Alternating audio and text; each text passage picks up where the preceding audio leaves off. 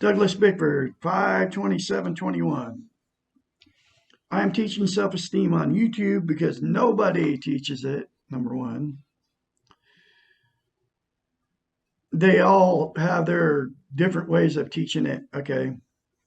But the way to get it is very simple, and nobody teaches concept. This one simple concept. And they don't tell you it. I believe it's so you'll keep coming watching their videos and they make more money off their view, off their because they get money off your view. Okay, so they can't tell you. Well, they don't even know this one simple concept.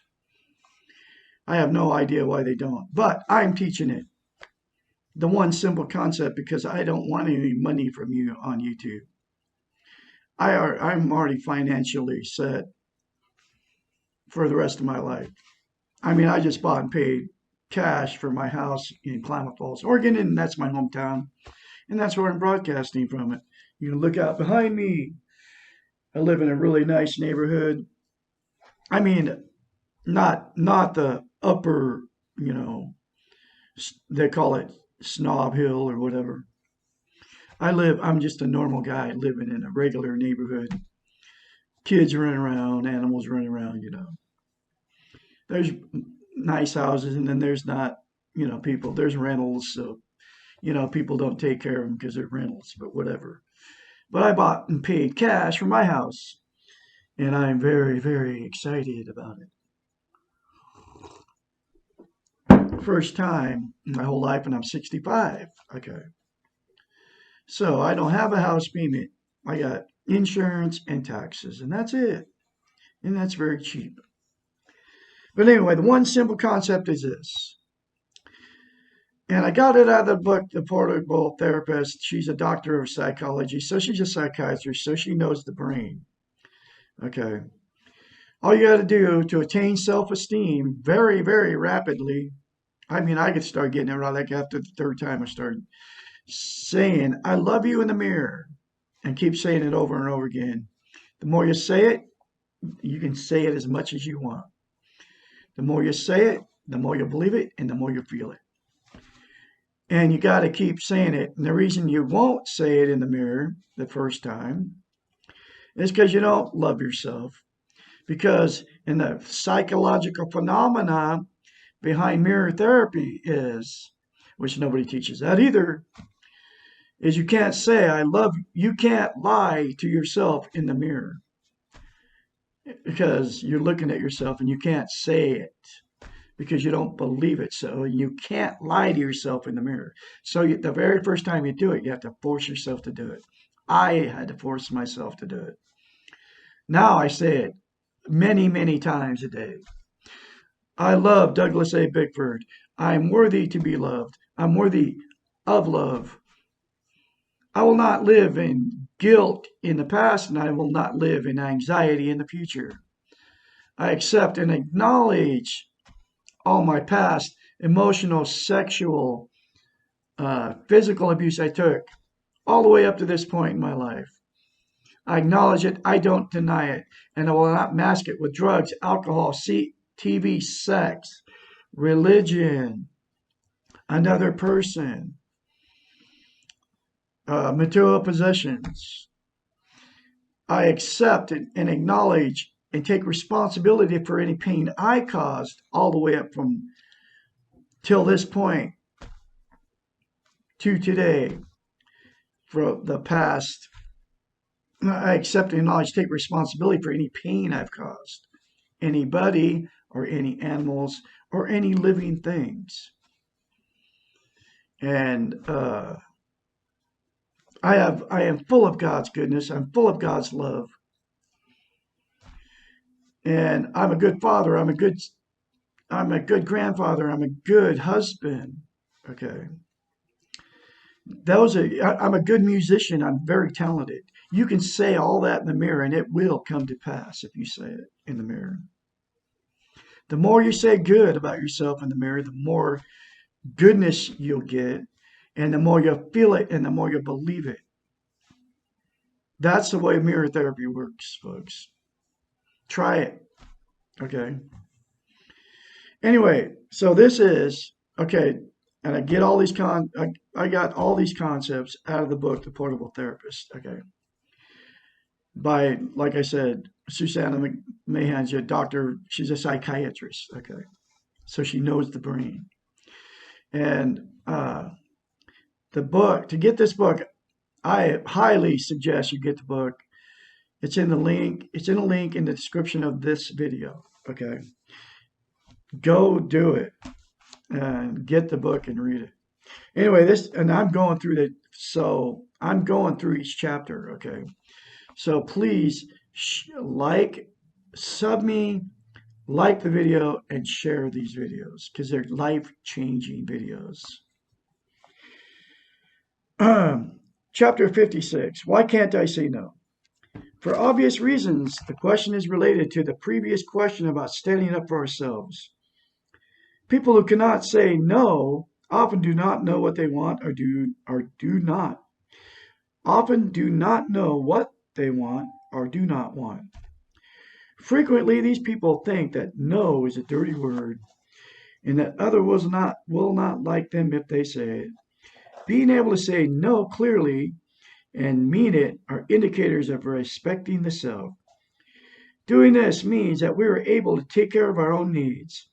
Not being able to say no frequently means that we do not know what we do not want, and we also do not know what we do want.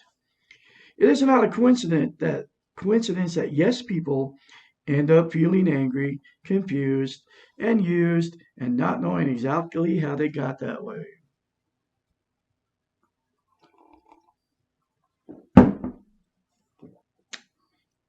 It is also not a coincidence that people who never say no end up with people who rarely say yes to them. These kinds of opposites really do attract each other, and together they create a dysfunctional unit. Not being able to say no means that we do not trust ourselves, and we do not trust that we have rights and needs. It means that we have become more concerned with what other people want and need than we have with ourselves. People who cannot say no are dancing in other people's heads. This means they are trying to figure out how to take care of others, and in order to do so, they have to try to figure out what motivates the other person. They are trying to passively coerce the other person into taking care of them. This sounds like manipulation, and it is. By never saying no to anyone else's demands or needs, we are expecting them to never say no to our own demands and needs. Furthermore, we are expecting them to dance in our heads and know how we want and need, even when we do not. The fact of the matter is that no one can really be in someone else's head. There's only room for one person per head, and that is the person who owns the head. Makes sense, doesn't it? Dancing in someone else's head means that we are not spending time in our own heads. It means we're not taking care of ourselves. It also means that we cannot know what we need and want.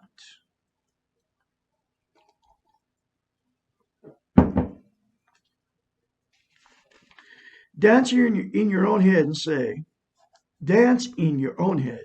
Say no when you think that you do not want to do what you want to do. What is asked of you? Only say yes to someone else when you are sure that you're giving a clean gift, a gift without strings. This means that you really want to do what is asked or expected of you, and you expect nothing back in return. Does this sound selfish? Good. It is. Does this sound self-centered?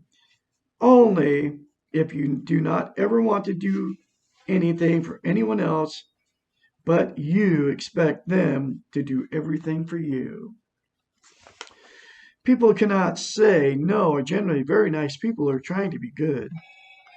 These people tend to confuse being nice with being good. I was one of them. Couldn't say no to a woman that I was married to for 3.5 years. I did everything for her, never would say no to her, and it all backfired. Okay. I mean, anyway, not no more. Okay. They really want to be genuinely helpful, and they do not understand why their system produces so much anger and resentment. And it did too. Once again, the solution lies in faulty training. There is another paradox here, and that is that people who can never say no are not usually respected by others. She didn't respect me. Their nice behaviors are taken for granted, and they are treated as victims or as not very important. People respect a no answer, and when they get a yes answer at another time, they appreciate it more and know that it is real. Practice saying no. The world will not fall apart when you do so. Be clear in expressing how you feel. It makes life much simpler for you and for others. You will be surprised at how much people respect a clean, clear no, and you will feel better about yourself for being truthful and for taking care of yourself. Everyone will win. There's another powerful chapter for you, folks. You can change your life by saying I love you in the mirror and say it daily for the rest of your life. And you also change your life by getting the book that's in the link in the description of this video, The Portable Therapist.